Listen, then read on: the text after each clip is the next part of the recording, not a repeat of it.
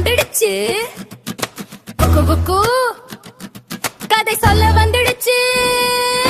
சிரிப்போடு சந்தோஷமா நல்ல பழக்கம் கத்துக்கலாம். பறவை விலங்கு நண்பர்களோடு குட்டி குக்கு உலகம் போகலாம். கதை ஆரம்பம் இப்போ தானா, குட்டி குக்கு குக்கு கதை தொடங்குது இப்போ.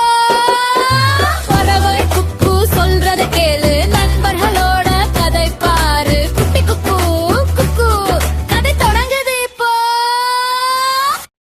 முந்தைய கதைக்கு பிறகு அதே காட்டுல அதே மர வீட்டுக்குள்ள ஆந்தை இன்னொரு கதைய புத்தகத்திலிருந்து எடுத்து சொல்ல ஆரம்பிச்சது.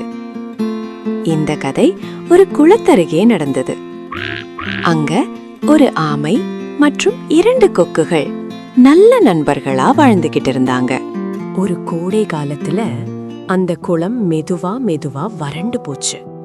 தண்ணீர் ரொம்ப குறைய ஆரம்பிச்சது. 2 கொக்குகளும் பேசிக்கிட்டாங்க. இங்க இருக்க முடியாது, நாம இன்னொரு குளத்துக்கு போகணும். ஆமை கவலையோட சொன்னது. நீங்க பறந்து போயிடுவீங்க, நான் என்ன பண்ணுவேன்? நான் என்னால பறக்க முடியாதே. கொக்குகள் கொஞ்சம் யோசிச்சாங்க. அப்புறம் ஒரு நல்ல யோசனை வந்தது. அவங்க ஒரு வலுவான குச்சிய கொண்டு வந்தாங்க. இந்த குச்சிய வாயால நன்றா பிடிச்சுக்கோ என்று கொக்குகள் சொன்னாங்க. நாங்க 2 பேரும் இரு பக்கமும் பிடிச்சுக்கிட்டு உன்னை தூக்கிட்டு போறோம். ஆனா ஒன்று மட்டும் ஞாபகம் வை என்று எச்சரிச்சாங்க. பறக்கிற போது எதுவும் பேசக்கூடாது. ஆமை ஒப்புக்கிட்டது. கொக்குகள் பறக்க ஆரம்பிச்சாங்க. ஆமை நடுவுல குச்சிய வாயால பிடிச்சுக்கிட்டது.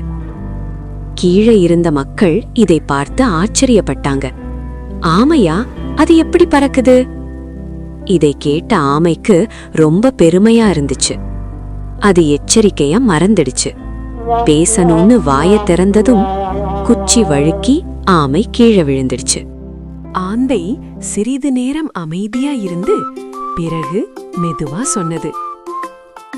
சில நேரம் மௌனம் பொன்னாகும்னு சொல்லுவாங்க. அதுதான் நம்மை காப்பாத்தும்.